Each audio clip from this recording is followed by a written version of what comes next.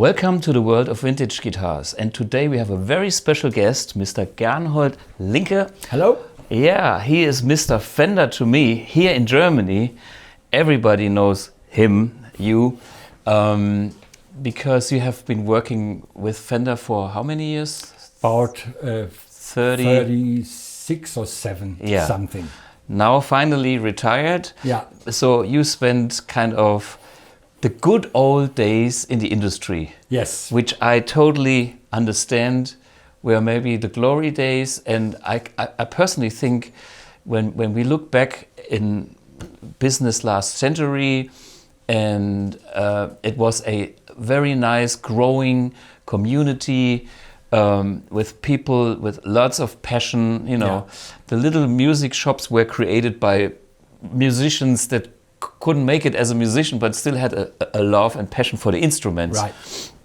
So there was a lot of passion in there, not that much business. Of course, Fender was a big player, which is, I think Fender is still #1 worldwide when it comes to musical instruments. Looks like, yeah. Yeah. And for me, I could see you everywhere. When I went to a shop, you were there showing the latest models. When I came to a Frankfurt music show, you were there doing all the stuff at the booth, organizing everything. Yeah. So for me, what happened in the good old days when you joined Fender? What's your background? Did you did you have a store? Did you play the guitar? From where are you coming from? Okay. Yeah. Of course, I tried to learn to play the guitar, and after the school thing, I did an apprenticeship in Dortmund at Jellinghaus. Yeah, music store for music guys? store, yeah. A big one in the early days as well, and after at the end of the apprenticeship, I got the phone call from Fender.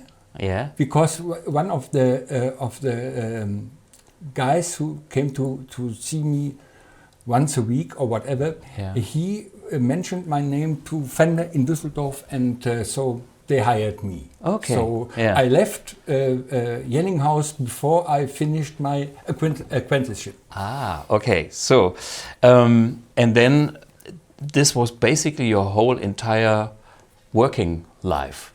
Yes, definitely. Okay, which for me is a sign that you must have loved what you have done. Right. No, That's true. If you don't like the stuff you're doing, you probably quit. Yeah. But with that passion that you had for the instrument, and probably even for the brand Fender itself. Yeah. Just a question off topic. Do you have any other guitars than Fender? Yes, I do. Okay, because for me it's like I look at somebody that has a Fender logo on the head. No. Whenever this used to happen, quite often, whenever I saw a really nice guitar, I played it and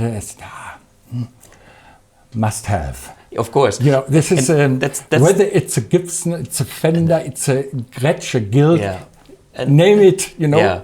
And I think that's the thing, when you work in the industry, you come and see all the music shops, and then it's like, oh, this one is a special one. I remember my early days when I did the clinics for Hughes & Kettner, and I sometimes spent more money than I made. A clinician has a few €100 fee back in the days, the good days, and then I spent twice the amount when leaving the shop. Yes. But I don't regret it, because now I have a nice collection of amps, effects and guitars. And I always could find a good deal with the store because they were friendly. Exactly. Yeah.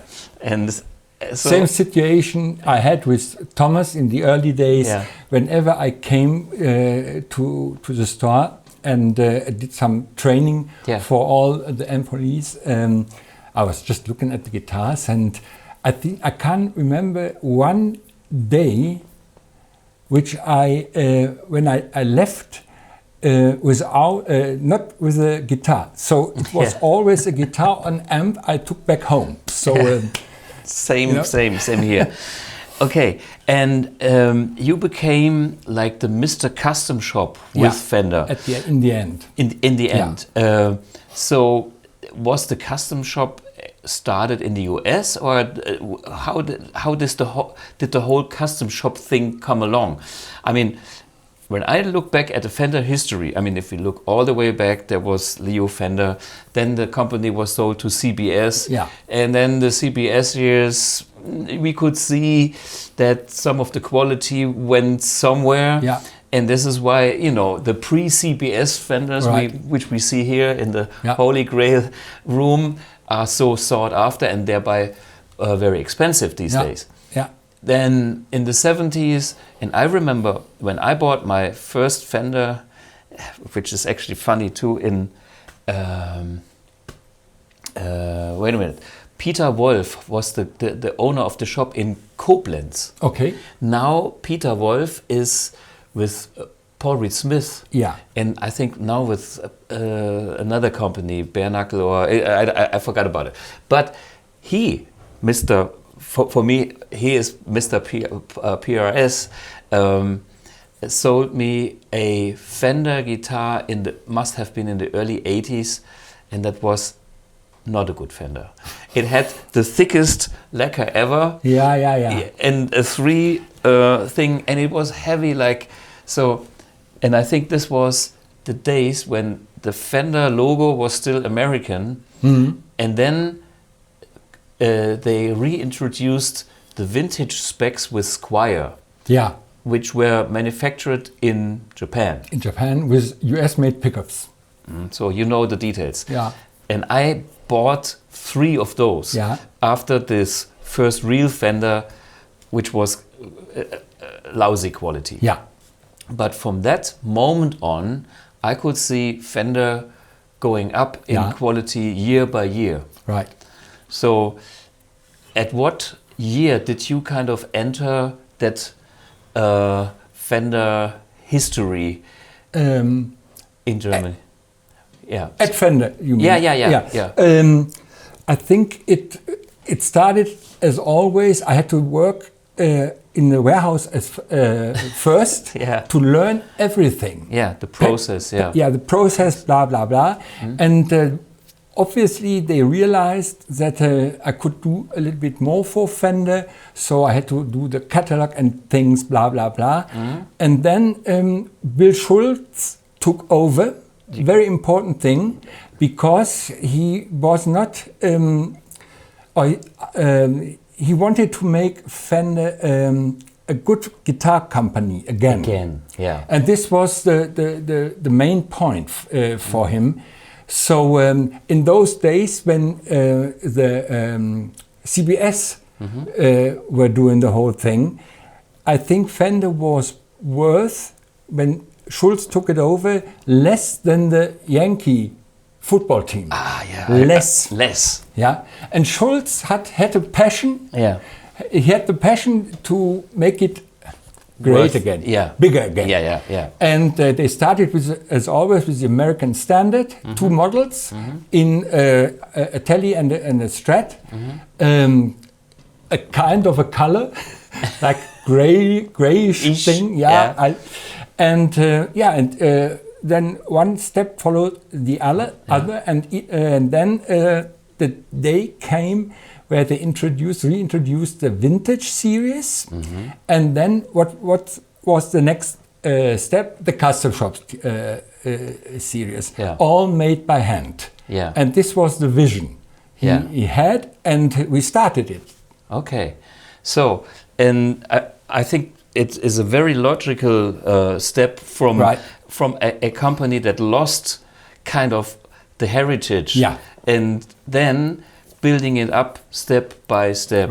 And I think having a custom shop it's like a race team for a car manufacturer. You know, if you have a whatever Mercedes, BMW, or whatever racing cars there are, Audi team, you can you can have experienced guitar luthiers going back to the roots, which are kind of why we all love these instruments. Right.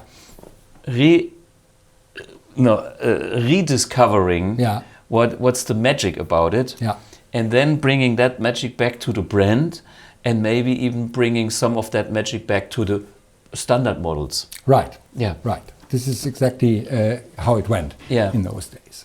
And custom shop was invented in the US. Okay. Of course, because they wanted to, as I said before, they wanted to go a step up again. All they wanted to do all by hand.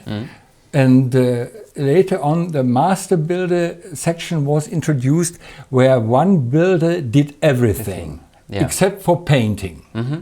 And pickup building was a different story in the early days. But he did on the wood. He did all the work, and the neck, same thing. The binding, the frets, everything was done by one master builder. Okay. And of course, this will bring up the price a little bit. Of course, But this is normal. It's totally understandable. Completely handmade guitar cost a price.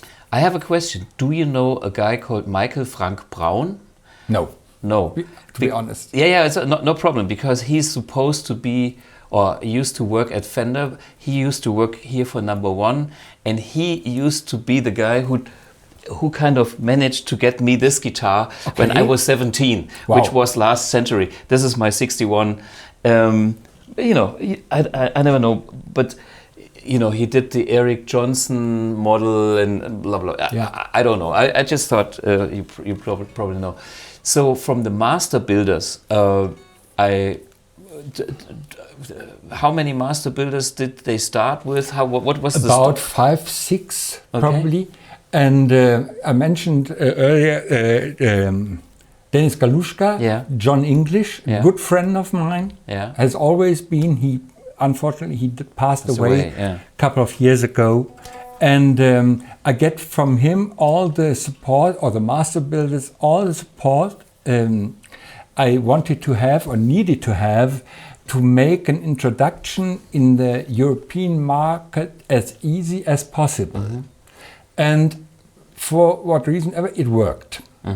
We started with little runs of, let's say, 10 guitars, maybe 12 guitars, whatever, limited series. And the good thing was, I remember when I mentioned that, I said we could add some additional thing to the master build stuff. We should not rebuild them. That means if this series is done, it's done. If somebody wants it again, it's gone. It's gone. But if he has a similar idea with different pickups or headstock or the rosewood and maple or whatever, then it was possible. Okay. But the limited run was done. Okay, that makes every value, because every instrument is more special. If you have 1,000 of the same instrument, it's 1,000 competing in price. And if it's like only 5 made or 10 made, or the fewer numbers, this is limited edition from China, about 100 million. Okay, that's a good joke, Minimum order quote, MOQ, in the business is like, okay, we do minimum orders by 100,000. Okay, sure. It's so special, It's nice. You will never find another one of No. Hopefully. Okay, and the question, these beautiful guitars here are Number One kind of specials, or what can you tell me about this tele here? There's a thing in there. I don't know. What does it say? This is a Fender Number One master build, CS Vintage 2008. Right. So long time ago. I think it was the first major project we did together with Thomas and the shop. This is a wood part from the from the what's in Hamburg, this club. You mean the Beat Club, or you mean the where the Beatles played? Star Club. From the Star Club. Yeah. And we cut it into pieces. Okay. And I came up with the idea: why not build in such a thing into the guitar? Yeah, I see. And Thomas liked the idea, and then we put the specs together, which was they had some really unusual specs, like the binding is the same material as the tortoiseshell pickguard. We never did that before, and the flamed maple neck, and the wood was personally picked by the master builder. And so, we ended up in doing a limited run, and everybody was happy about it. This is number 4 of 10, so there's only 10 guitars like that. Right. I see. Okay, nice one. And the one on your side is again a similar concept. It's the Stratocaster. Yeah, this was the first thing. Yeah. And again, this is a wood plank part of the Star Club. As an inlay. Yeah. Genau. Genau. Yeah, that's genau, right. Of course, genau. And basically, as you can see here, high quality, all the wood. Yeah. And slightly figured maple neck and tortoiseshell guard to match the telly. And that's it. And special pickups in those days. So that's what it's all about. And I think this was called not only Sunburst, this is Chocolate Sunburst, as they name it today. Okay, because it's darker than... Yeah, exactly. It's not as yellow. It's not as, it's only a little piece of yellow underneath the guard as well. So this is the point. Cool. So during this time, I think Fender created very many special production runs and very...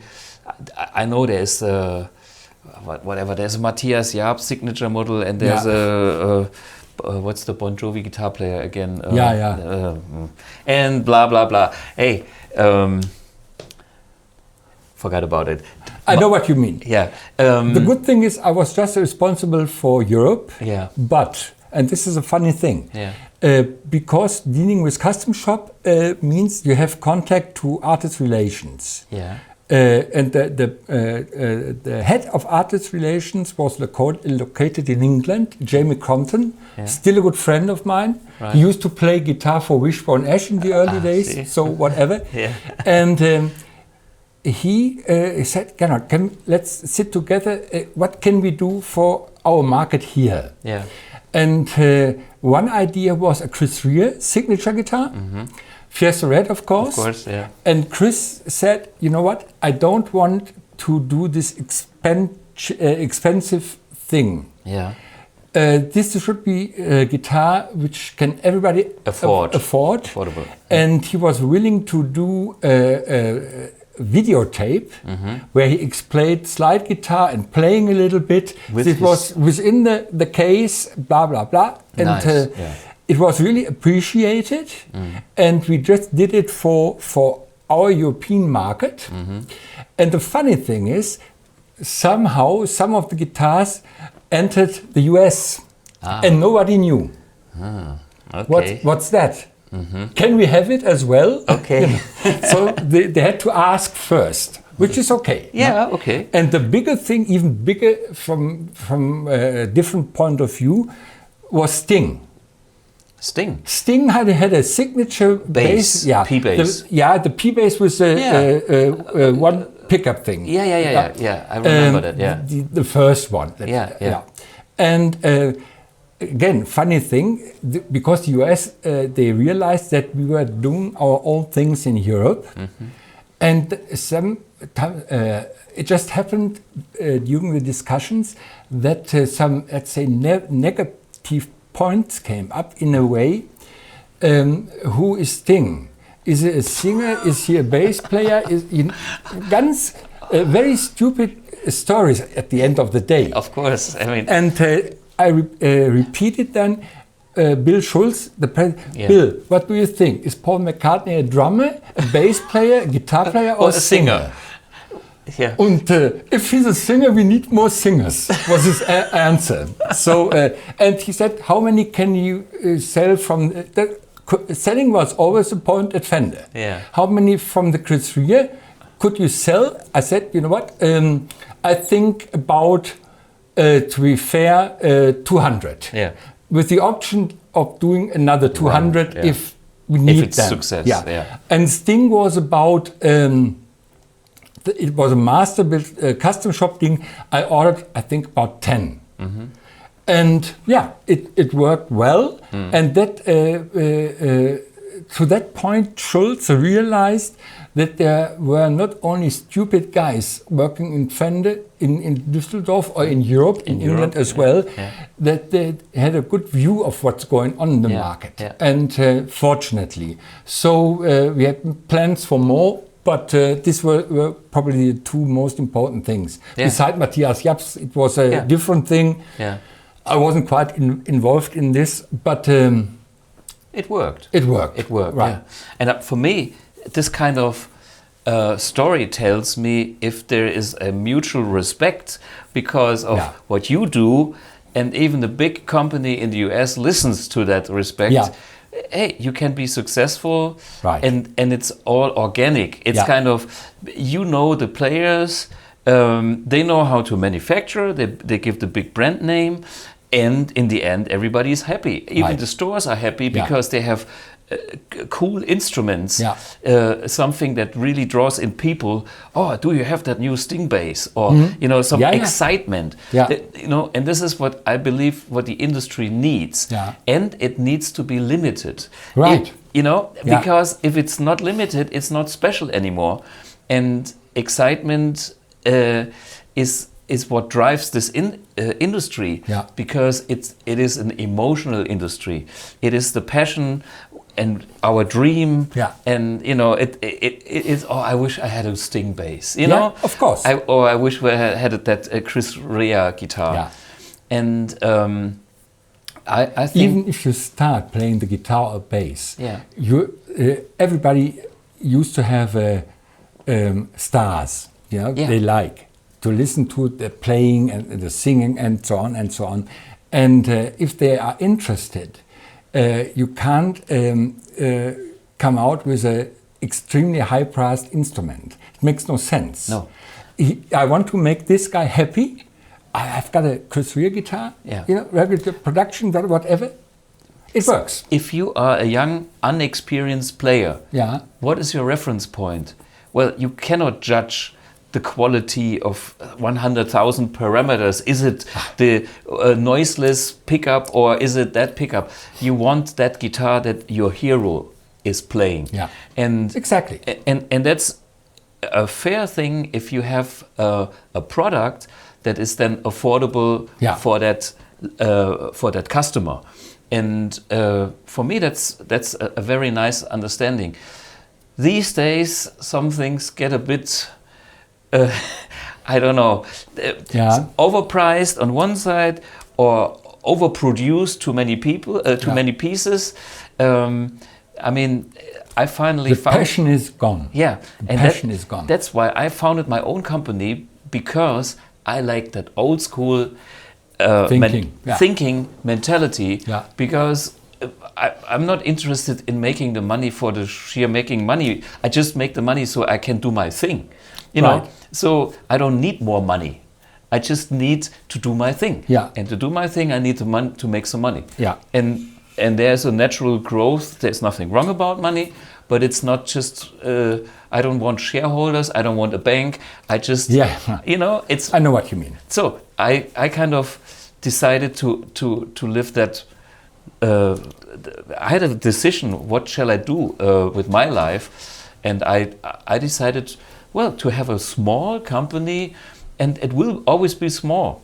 If I cannot make every product that I have in my head, okay, I have to compromise. But at least I do it the way I can stand behind it. Right. And that's a good thing. And it is. And you are still standing behind what you've done in your life, so people call you when they have questions about Fender guitars. Yeah. Still. Even after retiring, this is a funny thing. From time to time, I get phone calls from dealers, especially from Germany in this case. Gernold, you were responsible for this guitar or bass or whatever. Can you help me with the specs? Because I got one and I don't know what it's all about.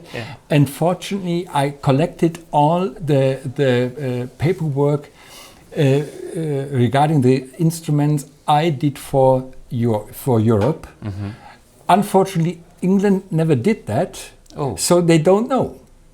Okay. For what reason ever. You know, this, it's not up to me to make a point about this, but I can help. This is what is the most important thing. And it's good. It gives you still a good feeling.